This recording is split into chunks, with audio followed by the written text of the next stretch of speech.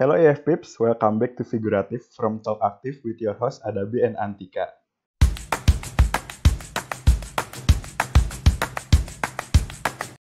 Pada Figuratif episode kali ini, kita bakalan ngobrol-ngobrol asik sama figur yang asik juga pastinya, dari mahasiswa kampus sebelah, sama-sama Bandung nih, gitu.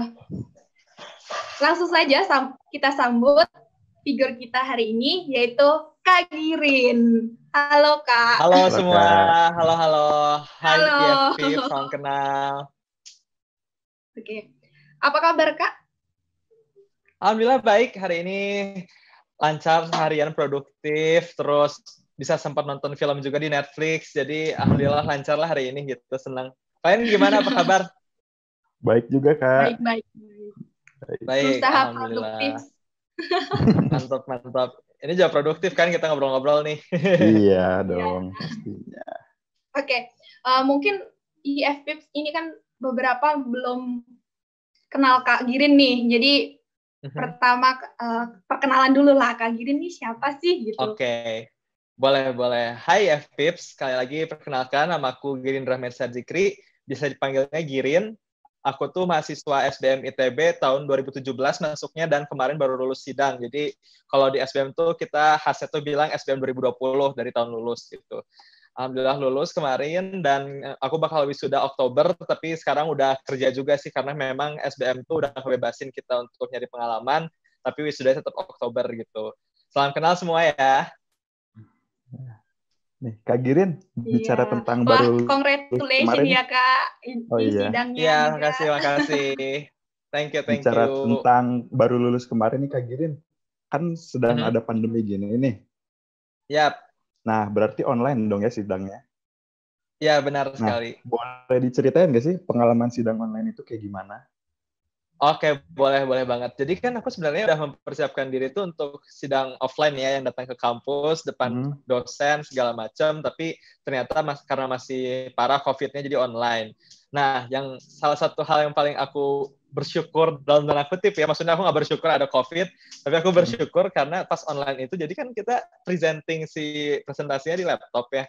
Yeah. Yang biasanya itu kalau presentasi sidang tuh kita nggak bisa baca slides tuh, karena harus hafal, ini tuh jadi kayak ya udah tinggal baca slide-nya aja gitu. Yang penting kan hafal isinya apa, ngejelasinnya gimana gitu. Jadi ngurang jauh banget sih si tegangnya gitu. Karena awalnya aku takut, aduh ntar kalau ngeblank gimana ya, aduh soalnya kan kalau misalnya nyontek ke presentasi dibilang nggak siap gitu. Tapi kemarin karena emang sambil baca semuanya gitu, jadi aman sih alhamdulillah gitu, lancar. Gitu sih paling. Jadi kurang lebih sama sih, karena habis presentasi ditanya jawab, terus dikasih revisian juga.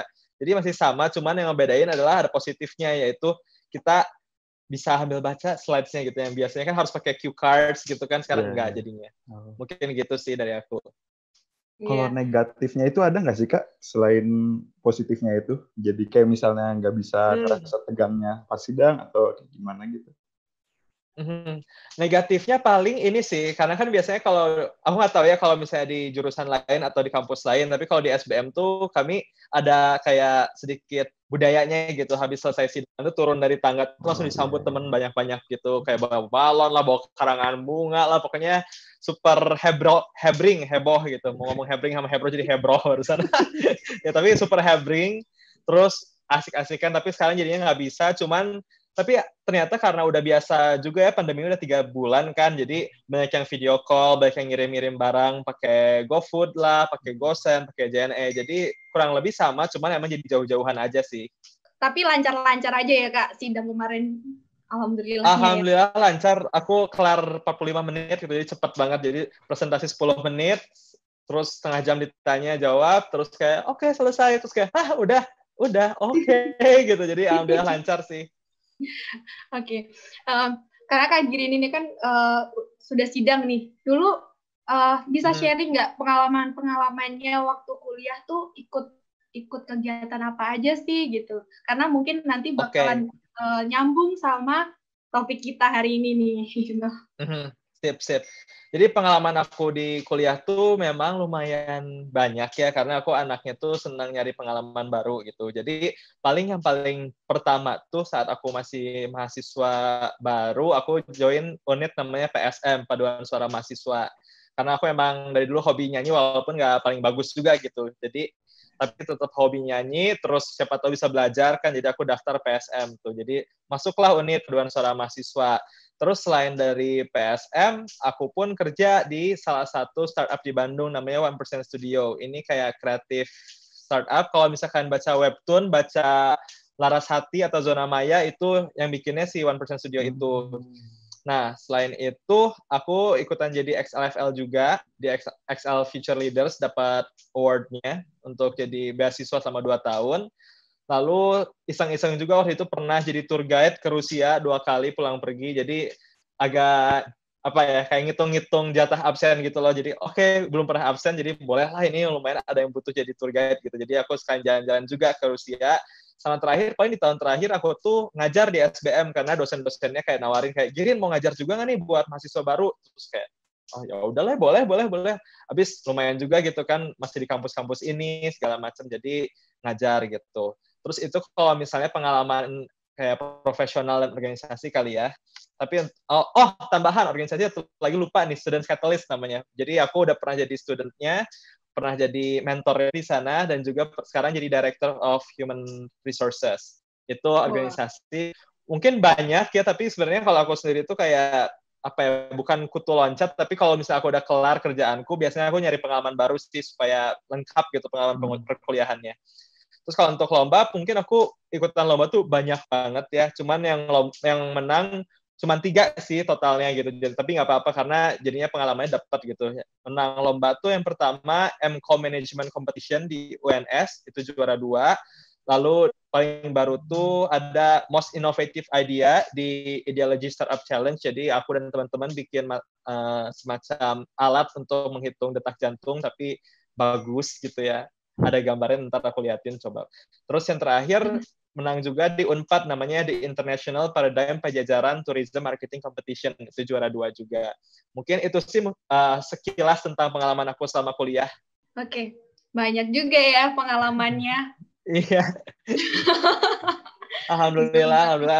Aku emang bosenan soalnya kalau misalnya kelamaan satu hal terus kayak gitu-gitu aja, aku kayak pengen nyobain yang baru gitu. Makanya jadi selalu coba gitu.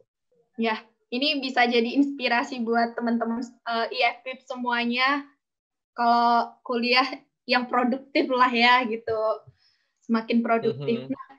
Kak Girin ini kan kelihatannya ngobrolnya tadi juga bagus juga gitu kan ya. Kita sesuai dengan topik kita juga kan. How to develop communication skill. Kita masuk ke tema kita hari ini juga. Nah, Kak Girin belajar communication skill tuh dari ikut pelatihan atau ikut organisasi aja, terus akhirnya bisa lancar gitu communication skill-nya, atau gimana sih Kak? Bisa dijelaskan ke IFPIP gitu. Boleh. Jadi mungkin aku bagi jadi 3 bagian ya, ini cerita soal dari mana belajar communication skills. Bagian pertama adalah aku memang orangnya cerewet gitu.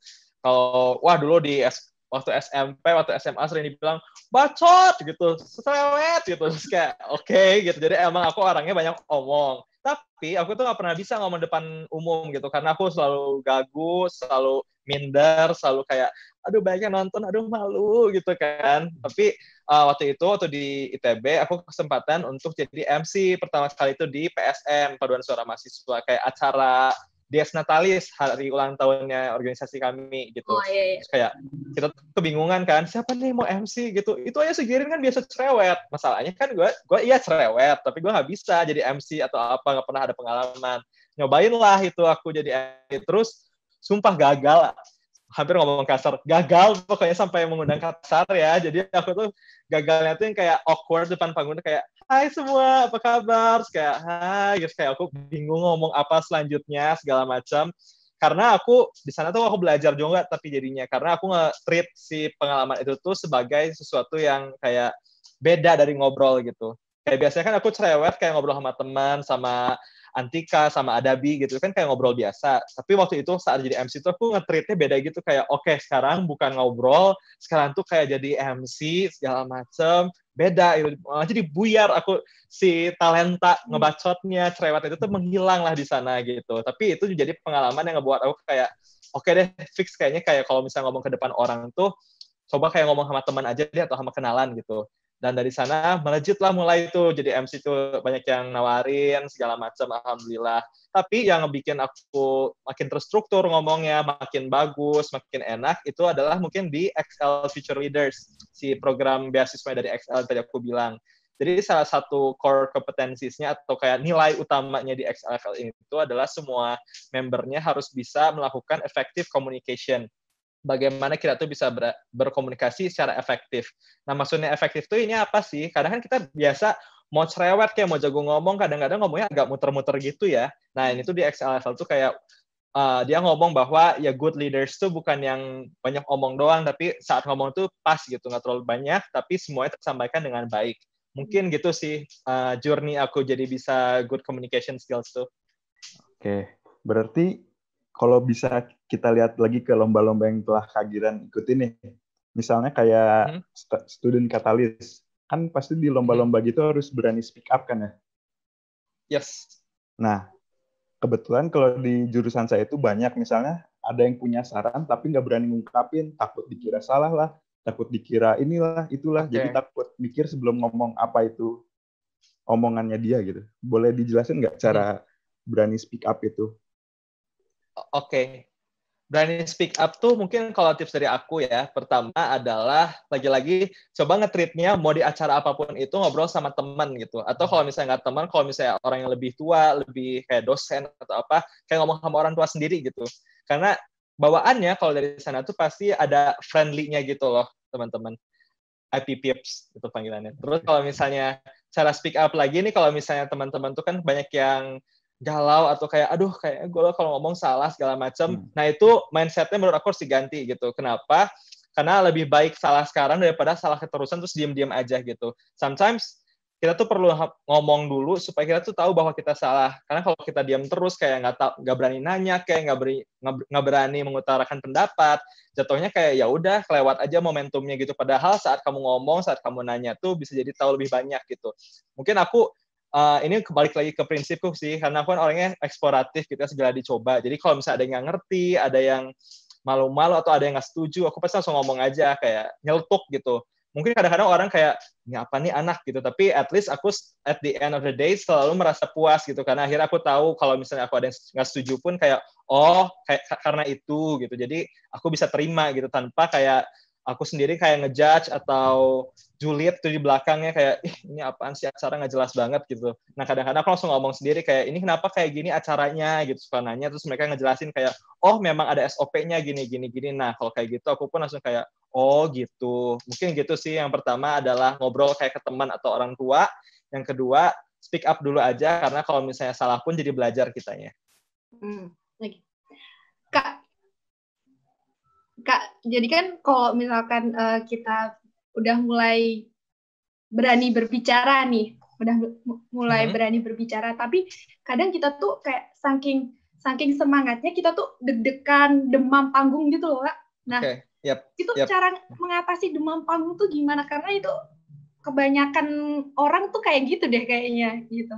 Iya, kayak bahkan menurutku ya bukan kebanyakan orang lagi, tapi semua orang seperti itu. Semua orang, iya. Jadi mungkin aku sharing pengalamanku dikit. Jadi waktu itu aku pernah MC meet and greet-nya Jerome Pauline sama Turah Patayana sama satu lagi Leo Edwin. Mungkin ada yang pernah nonton lah ya, itu apa Nihongo Mantapu, itu Mantapu jiwa segala macam. Aku nge-MC-in Mantapu banget kan. Aku nge-MC-in si acara meet and greet-nya. Nah di sana tuh aku sumpah itu aku beneran, wah, tegangnya tuh sampai kayak mau muntah lah, sakit perut, terus kayak, aduh sakit kepala, pusing gitu. Pokoknya itu lebay banget tegangnya, karena memang yang datangnya banyak banget gitu. Itu di BEC, kalau di anak Bandung pasti tahu BEC. Terus, ternyata pas di backstage ketemu sama Bang Jerome dan kakaknya, lalu teman-teman yang lain, pas aku nanya kayak, gugup nggak Bang? Gitu. Terus mereka bilang kayak, gugup lah, nggak pernah nggak gugup, anjir ginian, soalnya rame banget nih acara gitu. Terus kayak di titik itu aku belajar bahwa mau lu udah biasa apapun ngomong depan orang kayak atau mau seterkenal apapun pasti ada lah gugupnya itu. Dan aku pun belajar bahwa emang gugup ini tuh apa ya, kalau aku sendiri mindsetnya adalah gugup itu saat kalian tuh udah merasa acaranya itu serius buat kalian gitu. Jadi kayak oke, ini acara serius, acara penting, gue harus bagus nih. Nah, rasa ingin bagusnya itulah yang memunculkan rasa pengen gugupnya gitu, kayak aduh gitu, takut salah, takut apa, which is menurut aku itu fine gitu, itu sesuatu yang bisa dijadikan strength-nya kita, berarti kita beneran ingin memberikan 100% di acara tersebut. Nah, masalah untuk di belakang panggung kayak atau untuk sebelum naik ke panggung tegang itu nggak apa-apa, itu normal, manusiawi, dan itu bentuk respon kita terhadap stres atau kayak panik atau takut salah segala macam. Tapi saran dari aku, pas udah di atas panggung, itu udah dihilangin tuh tegangnya. Gimana caranya? Aku selalu punya prinsip bahwa, oke, gue udah dibayar untuk jadi MC di sini, gue udah diundang jadi pembicara di sini. Kalau gue gagal di sekarang, pasti nggak bakal ada lagi opportunity lainnya gitu. Nah, maka dari itu, mau setegak apapun, aku harus memberikan 100% dari aku gitu. Bahkan tadi aja sebelum mulai si pembicaraan ini kita bareng-bareng bareng IPP, terus aku tegang gitu loh, kayak aduh ntar ngomong apa ya, aduh takut salah ngomong, aduh takut malu-maluin soalnya direkam kan gitu. Tapi pas udah mulai kayak ya udahlah, maksudnya I'll just try to give my best. Satu hal lagi yang penting, kalau misalnya udah punya mindset untuk selalu memberikan 100%, walaupun kalian gagal, walaupun kalian ada salah ngomong, itu tuh jadi mindset itu kayak oh nggak apa-apa, yang penting gue udah memberikan yang terbaik gitu. Nah mungkin kalau dari aku gitu sih teman-teman. Iya benar juga sih. Iya sih. Ini juga yang kita rasakan juga gitu. Kita mau ngobrol-ngobrol sama Kak Girin juga, waduh ngomongin communication skill juga gitu kan. Kita juga masih belajar gitu kan. Makanya pengen banget juga dapat tips juga. Nah Kak, kalau misalkan nih kita di panggung, kita udah bisa mengendalikan apa ya, ketegangannya kita gitu. Tapi kita tuh salah ngomong gitu. Nah, kadang tuh body language kita tuh merespon yang kita nggak bisa mengendalikan. Nah, cara mengendalikan kalau kita salah ngomong atau salah berperilaku tuh gimana sih, Kak? Oke. Jadi salting di panggung saat kita membuat kesalahan gitu ya. Nah, biasanya kalau aku sendiri triknya, ini beda-beda ya tiap orangnya. Kalau mungkin aku dari cara yang formalnya dulu gitu. Kalau misalnya secara formal kamu ada salah kata atau salah gerakan, kamu bisa berdeham kayak mohon maaf tadi ada kesalahan pembicara. Lebih tepatnya adalah A atau B gitu. Nah, itu secara formal. Kalau misalnya secara formal, kalau misalnya teman-teman atau yang nge-hire kalian tuh serius, bawaannya kayak gitu. Jadi berdeham, terus kayak mohon maaf, lebih tepatnya seharusnya ini gitu.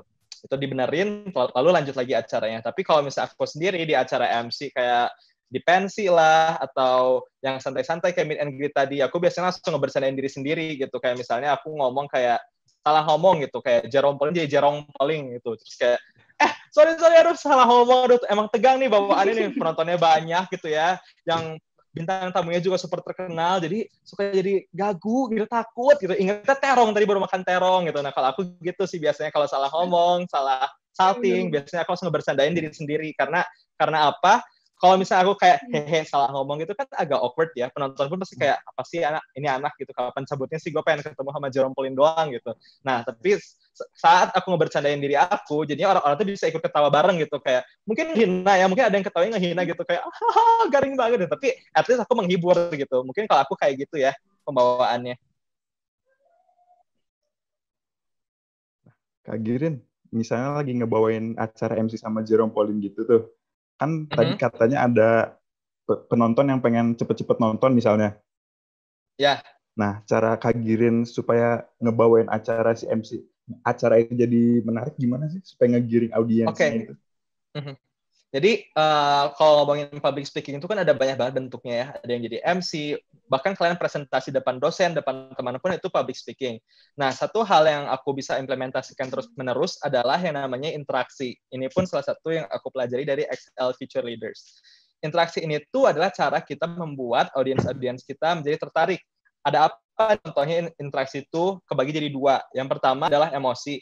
Emosi ini tuh saat kalian mulai curhat atau cerita yang menggugah emosi orang gitu. Kayak misalnya kamu cerita kayak, teman-teman, kalau misalnya aku boleh jujur ya, dulu aku di SMP pernah dibully sampai aku nggak berani sekolah 2 minggu gitu. Nah, dari sana, dari cerita aku tuh pasti orang-orang merasa ada rasa empati kayak, kasihan banget gitu. Nah, itu interaksi secara emosi gitu. Jadi orang-orang tuh kayak, wah, mau kemana nih ceritanya gitu, sedih banget gitu hidupnya dulu gitu. Nah, itu secara emosi.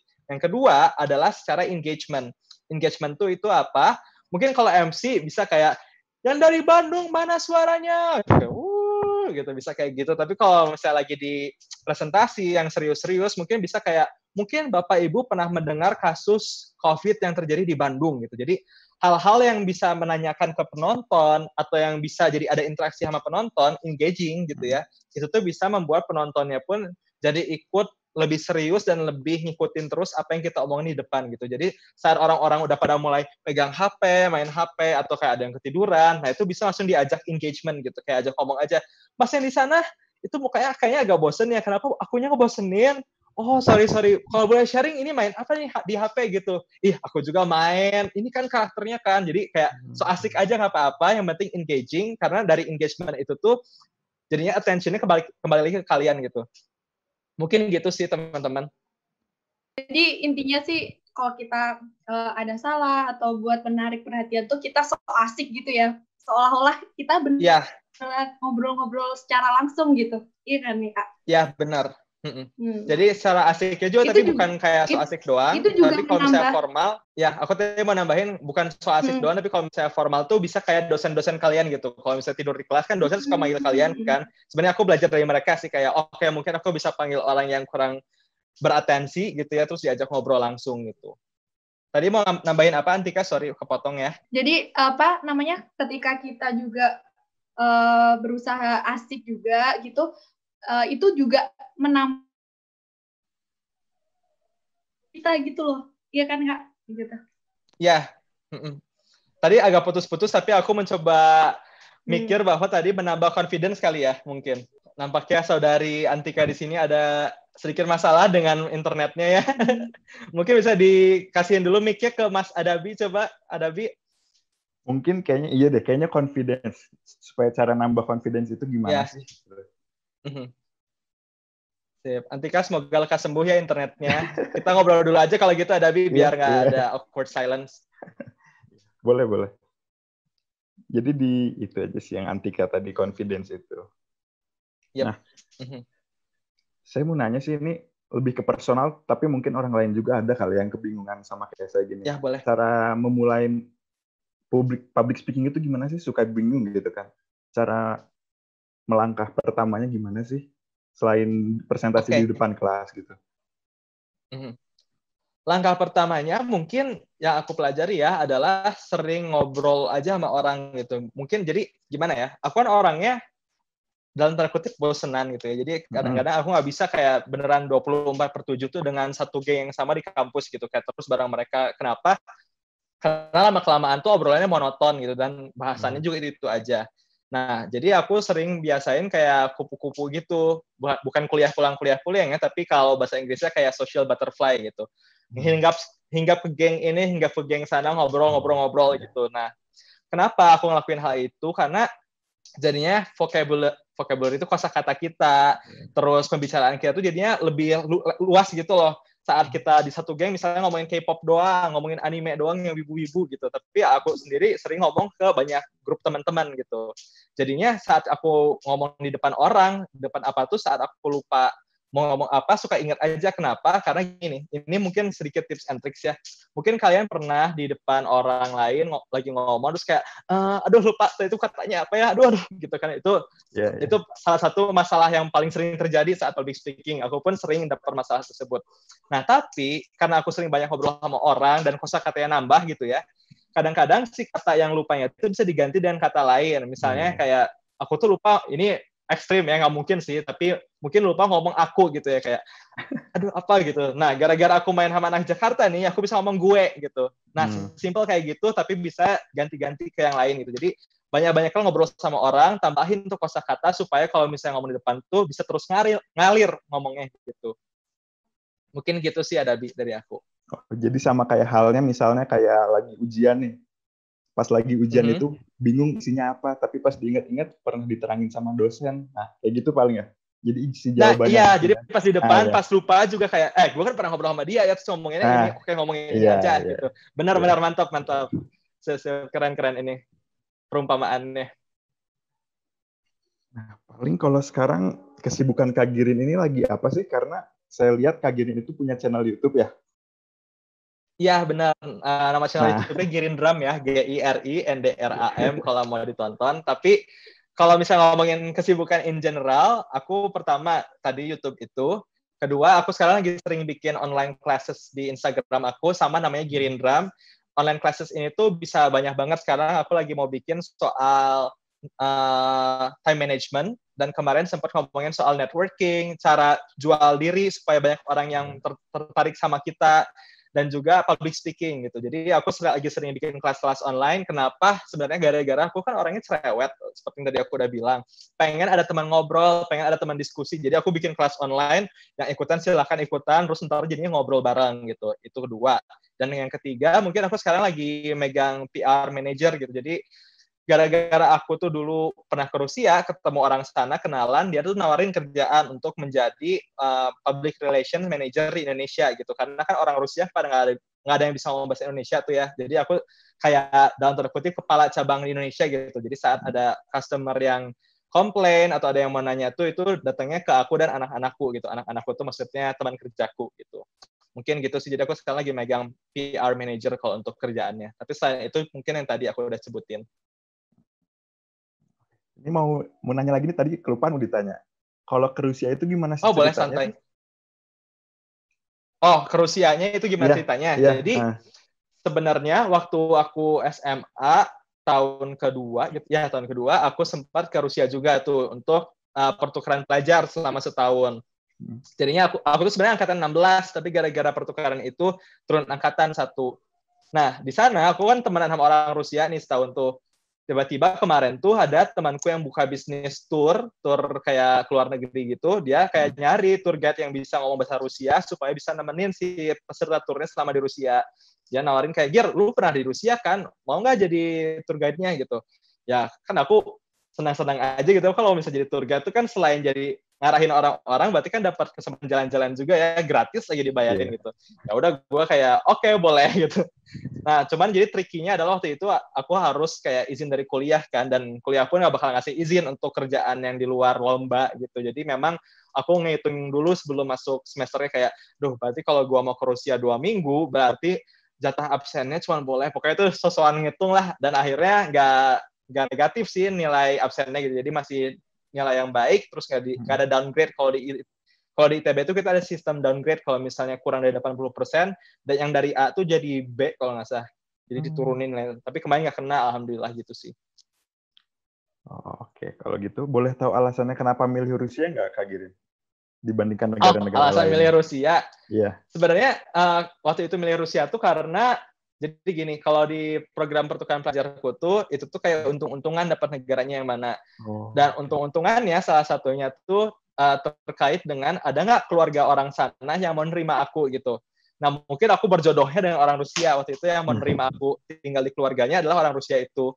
Dan, nah masalahnya kalau misalnya aku tolak, ada kemungkinan aku nggak jadi berangkat sama sekali ke luar negeri gitu, karena belum tentu ada keluarga lain yang menerima. Jadi waktu aku dapat terima di Rusia, langsung aku bilang kayak, ya udahlah bodo amat gitu. Walaupun awalnya orang tua aku sempat concern gitu, kayak, aduh Rusia kan banyak tanknya, suka perang gitu, dingin lagi, mau gimana gitu. Cuman kayak aku baca-baca sendiri di internet, terus ngasih link-linknya ke orang tuaku, mereka pun jadi baca, terus kayak, oh santai ya, ternyata udah bagus di sana gitu. Jadi mungkin gitu sih latar belakangnya. Nah, biasanya kan kalau pertukaran pelajar gitu ada pengenalan budaya gitu nggak sih? Ada banget. Berarti di sana Kak Girin mengenalkan kebudayaan Indonesia ya? Iya. Jadi waktu itu aku emang sengaja bawa pangsi ya, baju Sunda tuh ya pangsit. Hampir ngomong pangsit. Pangsit kan makan ya, mohon maaf. Gue baru mau ngomong pangsit, terus kayak bawa pangsit kayak jualan. Tapi ya bawa pangsi, terus bawa batik gitu. Jadi kalau misalnya ada diminta perform, diminta kayak memperkenalkan budaya, biasanya aku presentasi dulu, terus di akhirnya nyanyi. Karena apa ya, aku yang paling bisa tuh nyanyi lah gitu. Kalau nari nggak bisa karena aku kaku badannya gitu kan.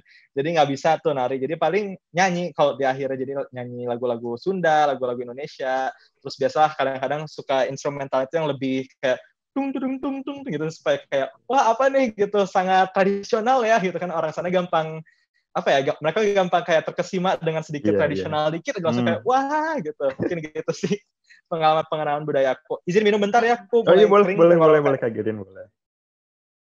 Kalian juga kalau mau minum boleh. Boleh. Kak, kan ngobrol-ngobrolin Rusia juga, pernah juga nge-guide ke Rusia juga gitu. Nah, boleh nih memperlihatkan skill bicara Rusianya gitu, menyapa di sini gitu. Oke. Gitu atau gimana lah. Oke, boleh. Aku coba selamat malam dan memperkenalkan diri kali ya. Ya, boleh. Iya. Oke. Sebenarnya udah lama nggak pakai nih. Всем привет, меня зовут. Ulangi dong. Salting, sumpah. Udah lama nggak pakai bahasa Rusia. Добрый вечер, привет всем, меня зовут Girin, ну или Kirill по-русски, мне 22 лет, а я из Индонезии. Mungkin gitu sih, itu tadi aku ngomong selamat malam semua, perkenalkan nama aku Girin atau Kirill di bahasa Rusia, aku sekarang 22 tahun dan aku asli dari Indonesia, gitu tadi aku ngomong. Jadi Kak Girin ini belajar belum yang mengikuti kursus? Enggak, waktu itu aku nggak kursus, aku beneran kayak dicemplungin ke laut aja gitu. Karena kan ada yang nerima orang Rusia, aku belum bisa bahasa Rusia. Jadi aku beneran datang aja ke Rusia tanpa bisa bahasa Rusia. Dan ternyata parahnya banget, keluarga aku di Rusia tuh dulu nggak bisa ngomong bahasa Inggris sama sekali, cuman si papanya bisa, cuman dia tuh bahasa Inggrisnya tuh kayak you drink gitu kayak pokoknya yang beneran kayak Tarzan gitu loh. Jadi dia kalau di rumah tuh ngomongnya kayak yes I want eat gitu. Jadi nggak pakai grammar, yang penting mereka ngerti. Tapi alhamdulillahnya gara-gara itu aku terdorong juga untuk belajar bahasa Rusia lebih cepat gitu. Gitu sih pengalamanku kalau soal Rusia. Tapi bisa dibilang bahasa Rusia itu yang susah nggak sih sebenarnya? Kan dari hurufnya beda, pengucapannya beda. Iya. Benar, terus grammarnya tuh banyak banget. Jadi kalau misalnya past tense, present tense ada, future tense ada. Terus kalau misalnya cewek ngomong ke cewek tuh beda, ngomong ke cowok beda. Jadi bahkan barang-barang, benda-benda, dan kata kerja tuh punya gendernya sendiri gitu. Jadi wah, untuk orang Indonesia itu ribet banget sih. Dan Kak Girin belajar itu sendiri, nggak mentor sama gitu? Keluarga paling. Sama keluarga. Sama keluargaku dulu. Jadi keluargaku yang di Rusia ya, keluarga angkatku di Rusia tuh kayak nyuruh aku baca buku bayi, baca buku-buku yang kayak buat bayi itu, lo tau gak sih yang gambar huruf A gitu. Jadi aku benar kayak, sumpah aku dulu ditreatnya kayak bayi gitu loh, kayak disuruh belajar mewarnai gitu huruf A tuh kayak gimana, tapi nggak tahu kenapa jadi cepet belajarnya sih. Karena kan juga kalau dilihat tulisannya tuh susah banget kan. Tapi ya, ini plusnya Kak Girin tuh bisa belajar di lingkungan secara langsung gitu ya, jadi lebih cepat gitu kan? Iya, nangkepnya jadi cepat banget karena mau nggak mau harus bisa kan, kalau nggak ya masa ngomongnya kayak I want drink terus kayak gitu kan, kayak kurs gitu kan teman-teman. Iya, benar-benar. Waktu di Rusia nih, berarti Kak Girin ikut sekolahnya Rusia kan? Iya, ikut sekolah Rusia namanya Gimnazia 99. Itu kayak apa ya sebutannya, kayak sekolah bagus nomor 99 gitu. Karena ada tingkatan sekolahnya gitu di Rusia, itu ada sekolah biasa, sekolah bagus, sama sekolah swasta. Nah, sekolah bagus itu kayak sekolah negeri yang bagusnya lah gitu. Nah, aku di sekolah itu. Nah, yang unik adalah karena aku dulu nggak bisa bahasa Rusia, jadi dalam setahun tuh aku beneran dari TK ngikutin, terus SD kelas 1 sampai akhirnya SMA, terus lulus bareng teman-teman yang SMA. Jadi kayak ngaco lah gitu, hidupnya aneh banget dulu. Tapi pengalamannya apa ya, irreplaceable gitu. Keren banget dan sekali seumur hidup. Nah, selama di Rusia nih, balik lagi ke topik ya, communication ya. Apakah Kak Girin belajar komunikasi skill dari sana nggak sih? Kayak dikasih tips and trick dari orang Rusianya atau gimana kan? Oh, ini pertanyaannya menarik nih, menarik banget. Mungkin ya ada satu hal yang aku berubah banget sejak aku dari Rusia adalah orang sana tuh beneran gak ada rasa gak enakannya gitu. Kalau misalnya gue bau misalnya ya, pasti mereka ngomong kayak, "Gir, bau," gitu. Terus kayak kalau misalnya aku lagi berantakan gitu, pasti mereka ngomong, "Itu bajunya berantakan, benerin gih," gitu. Jadi mereka beneran straightforward, terus nyeletuk banget gitu. Nah itu kadang-kadang kebawa sampai sekarang sama aku, karena kalau orang Sunda, aku kan aslinya orang Sunda ya. Orang Sunda kan pasti nggak enakannya kayak, "Aduh, punten kak," gitu. Atau kayak kalau mau minta tolong ke orang tuh kayak di chat tuh kayak, "Hai kak, mohon maaf ya," panjang dulu mohon maaf ya tuh kayak apa, baru minta tolongnya gitu kan. Itu udah biasa banget. Nah, tapi kadang-kadang ke bawah-bawah sampai sekarang. Kalau misalnya aku ada mau atau ada mau ngomong, pasti langsung to the point. Karena kalau menurut orang Rusia kan, jadi ini sedikit background story ya. Orang Rusia tuh cepat straightforward, terus jarang ada basa-basi itu karena biasanya kan di sana dingin di luar tuh ya. Jadi mereka tuh katanya pengen cepat-cepat masuk gitu ke dalam rumah, makanya jadi mereka udah kebiasaan kalau mau ngomong tuh kayak udah cepet gitu, yang penting kita cepet masuk lagi. Mungkin, nah itu tuh dari zaman dulu kayak gitu sampai akhirnya jadi culture-nya mereka kayak gitu sih kalau secara singkat.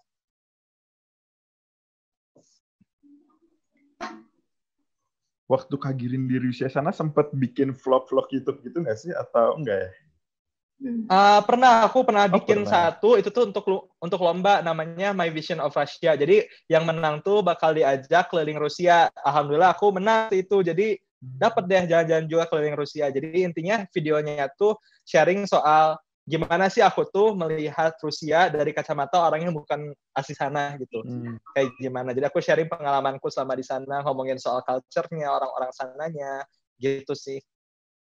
Jadi bukan cuma lomba di Indonesia doang ya Kak Girin, di luar negeri juga. Ya, tapi itu lombanya lomba santai gitu sih, kayak coba dong orang yang non Rusia bikin video vlog gitu, nanti boleh gitu ya. Aku iseng-iseng aja karena waktu itu kan gabut ya orang, maksudnya di sana aku nggak punya kewajiban kayak nilai harus bagus atau apa, kayak santai lah pertukaran pelajar gitu.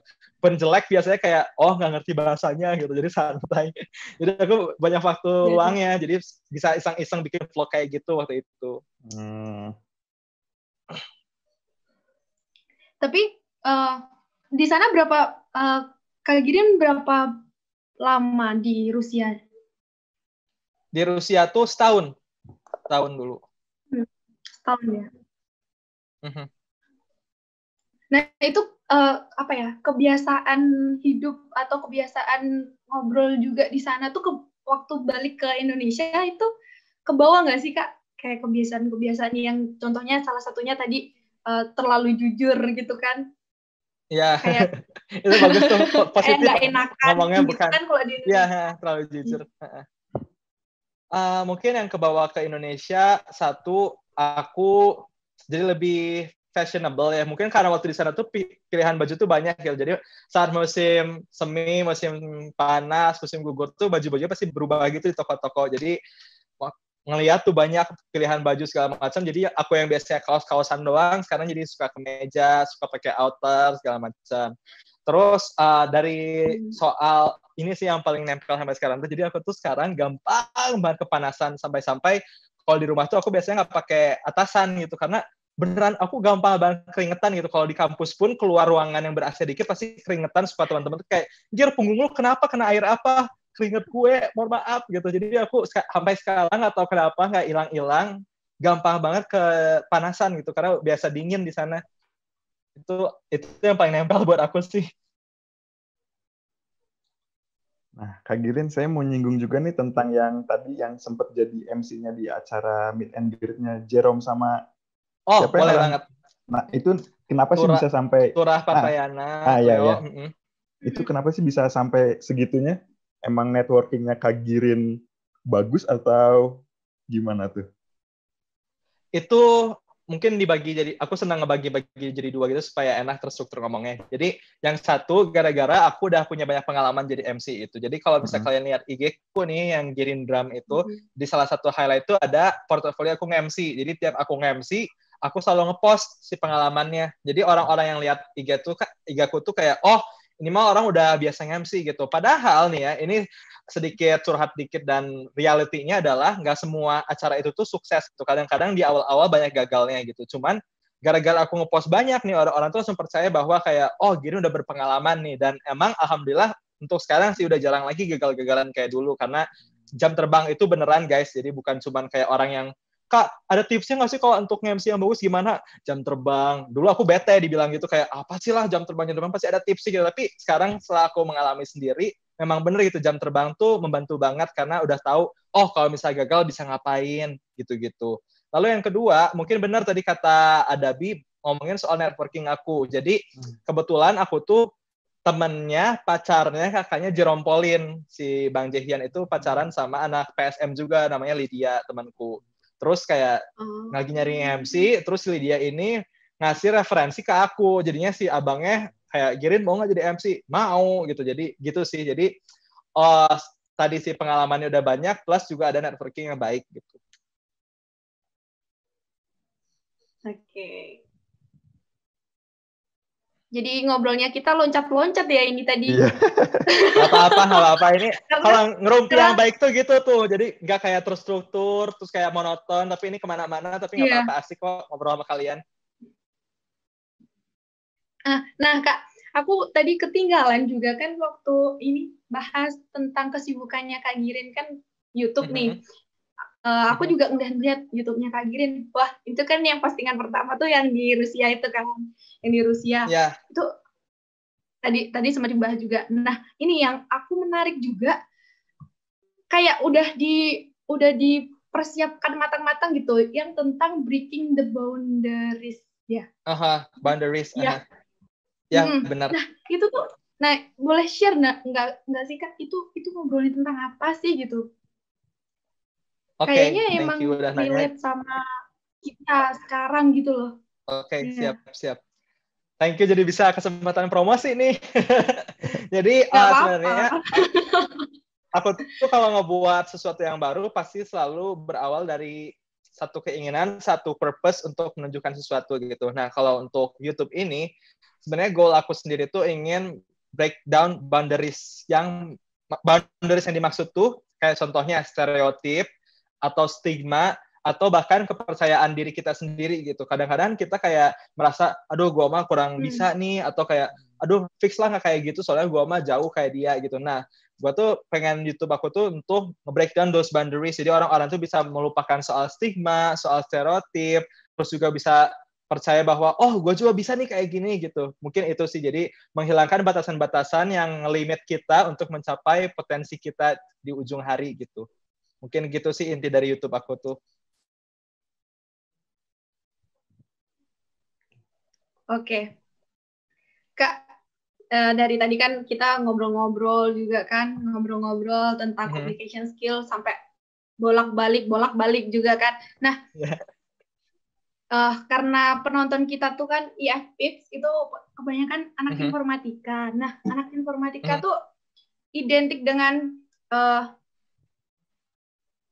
laptopnya, dengan PC-nya, kayak gitu-gitu. Kebanyakan kayak lebih nyaman mungkin ya, lebih nyaman sendiri gitu. Kadang tuh kita tuh bingung gitu untuk membangun communication skill itu. Nah, tips trik yang spesifik gitu Kak untuk anak IF gitu tentang communication skill itu apa sih Kak? Oke. Mungkin aku akan ngasih 2 tips. Yang pertama, tiap ada kesempatan untuk ngomong sama orang baru atau ada kesempatan ngomong di depan orang, itu ambil dulu aja. Jadi mau kalian gagal, kayak mau kalian jelek pas ngomongnya, itu nggak apa-apa, tapi jadikan pelajaran.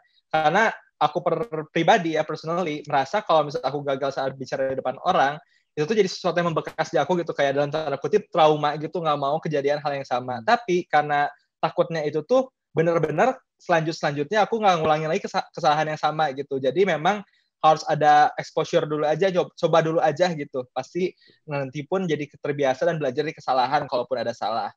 Nah, yang kedua, untuk anak IF ini mungkin aku bakal pengen ngasih tahu untuk kalian break your boundaries, untuk melupakan bahwa males lah gue mah ngomong sama orang, gue kan biasanya coding gitu atau fokus depan laptop gitu.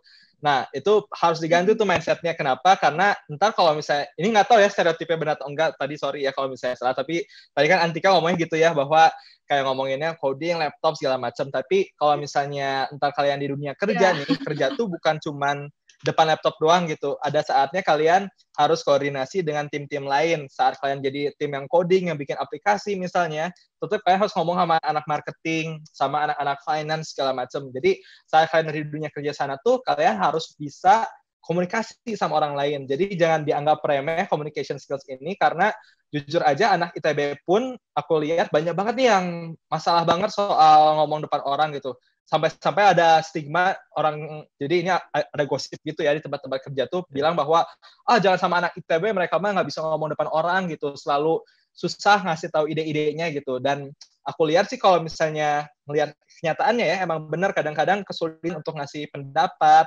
ngasih idenya, padahal idenya brilian gitu, saat aku baca kayak bagus, tapi saat mereka harus ngejelasin kenapanya suka kesulitan.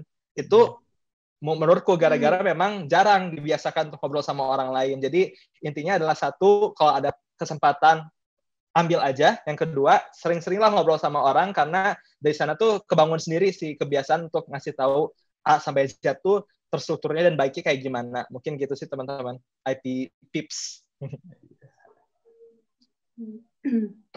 Oke, jadi itu tadi tips-tips dari Kak Girin tentang communication skill, gimana kita bisa percaya diri juga gitu, membiasakan diri untuk selalu speak up juga, untuk karena pada dasarnya kita berkomunikasi itu bukan hanya untuk kebutuhan kita sendiri, tapi nanti di dunia kerja juga diperlukan gitu kan gitu.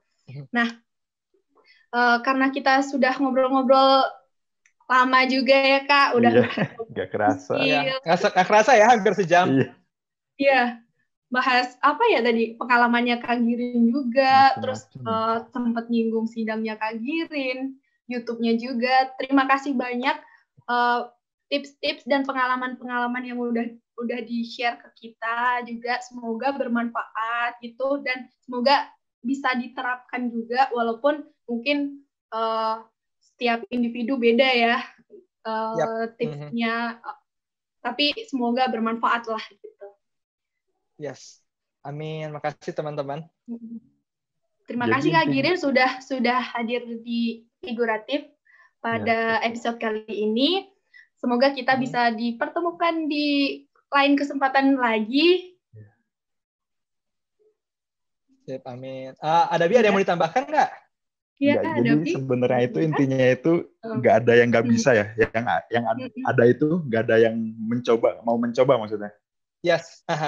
Dan harus dimaknai juga progresnya gitu, atau step by stepnya gitu. Nggak ada yang instan langsung kayak, wah gue jago public speaking gitu. Karena aku pun dulu beneran kayak bobrok gitu, beneran kayak nggak bisa ngomong serius depan orang lain tuh gitu. Jadi maknailah prosesnya sampai akhirnya kalian pun bisa gitu. Iya, itu pesan dari Kak Girin. Pokoknya learning by doing deh kayaknya intinya sih. Yes, gitu benar banget itu intinya. Oke.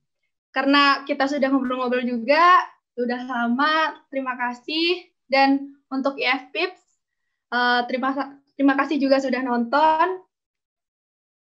Mohon maaf dari kita. Sekian dari kami. Dadah IFPIPS. Goodbye. Dadah. Thanks for having me ya. Terima kasih banyak teman-teman IFPIPS.